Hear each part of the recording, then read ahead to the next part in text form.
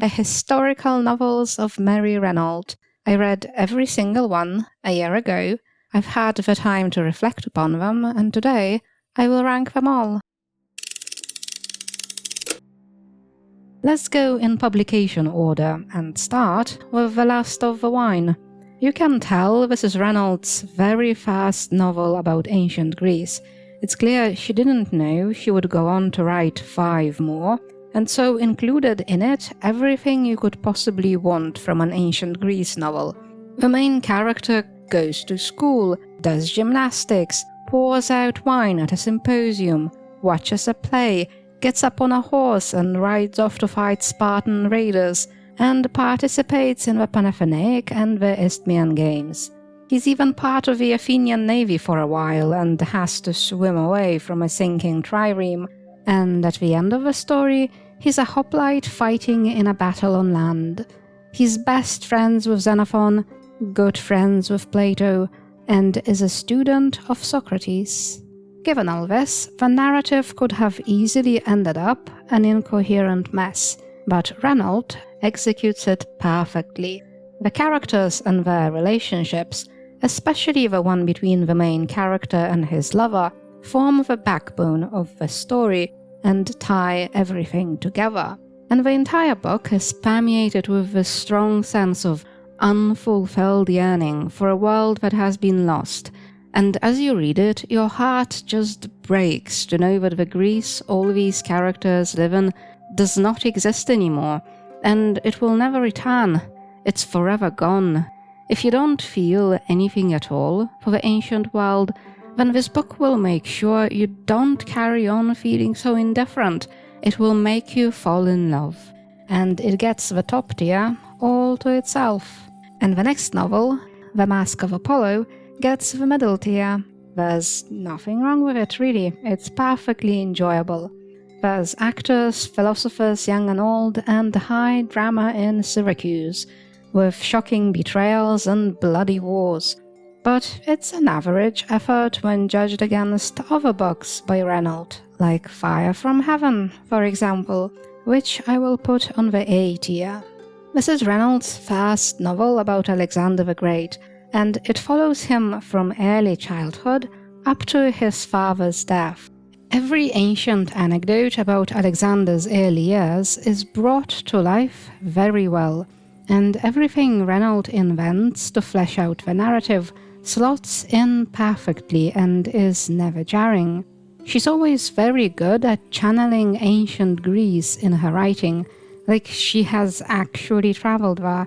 And on the more technical level, this book is superior to The Last of the Wine, because it doesn't share the one noticeable flaw that The Last of the Wine has. Renault's voice as a writer is very clearly and very consistently that of a middle-aged British woman from the middle of the 20th century. She always sounds soft and feminine. Yet, even though she always goes for a male protagonist, most of her historical novels are written in first person. The main character himself tells the story of his own life.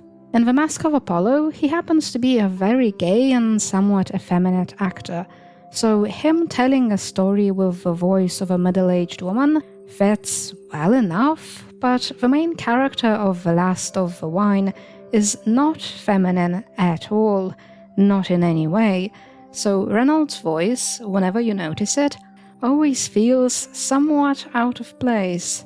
This is not a big enough issue to kick The Last of the Wine off the S tier for me, but Fire from Heaven has an omniscient narrator instead, and so doesn't have to deal with this issue to begin with.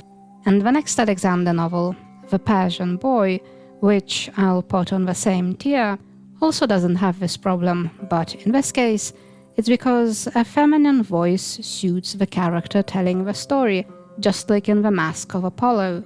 I think The Persian Boy is the most widely read Mary Renault novel, and I can see why. The first 100 pages of this book especially are quite compelling, and all throughout the feeling of unfulfilled yearning is almost as strong and impactful as in The Last of the Wine. And Alexander himself feels like a star shining in the morning sky. You can never reach him, you can never touch him. But the book does have a few flaws, and here's the biggest one.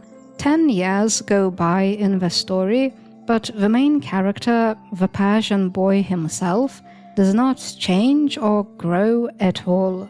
He's in his early 20s by the end, but I had a hard time actually remembering this, as he stays exactly the same all throughout, permanently a teenager and always infatuated with Alexander.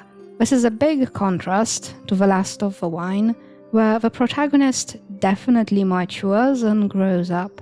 One could try making excuses for the Persian boy here, but I don't think any of them work. But let's carry on. The Theater is occupied by The Praise Singer, a book about Simonides, an actual ancient poet, and it's very typical of Renault's ancient Greece novels, starting off when the main character is very young, and then following him as he grows up and finds his way in life and is affected by the larger happenings of the world he inhabits.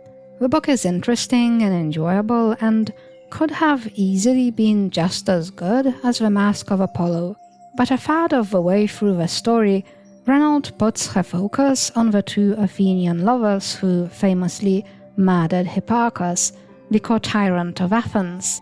It's a dramatic sequence of events and definitely not boring, but even though the reader watches it all play out through the main character's eyes, he himself does feel a little sidelined and forgotten. And then, once Hipparchus is dead, the book ends, which felt very strange. Simonides seemed like he still had so many things to say about himself, and like he really wanted to say them. Why would this particular death cut his story short? I've now had a whole year to figure this one out, but this writing decision still makes no sense to me. It was the wrong choice. The story of Simonides is the story of Simonides, and the Tyrannicides should have gotten their own novel. Anyway, we are now onto the last book, Funeral Games, which I will place at the very bottom. This is Renault's third novel about Alexander the Great, though not quite, because Alexander is already dead, hence the title. The title also fits for another reason. The characters in this book just keep dying. They get introduced, they get started on their arc, and just as you begin to get attached to them and wonder how everything will turn out, they get murdered. This happens over and over throughout the story, and by the end, you feel like everything has gone nowhere, and the book is disjointed and pointless. Major characters dying is not in itself a problem. A whole slew of characters get introduced in the first few chapters of The Last of the Wine, and by the end, almost none of them are still alive. But those deaths, rather than disappointing, are heartbreaking in a very satisfying way, and as they directly affect the main character, he pulls them together and makes them all make narrative sense. But Funeral Games doesn't have a main character at all, and the dead corpse of Alexander is just not animated enough to accomplish much. So these are all the historical novels of Mary Renault, all of them ranked.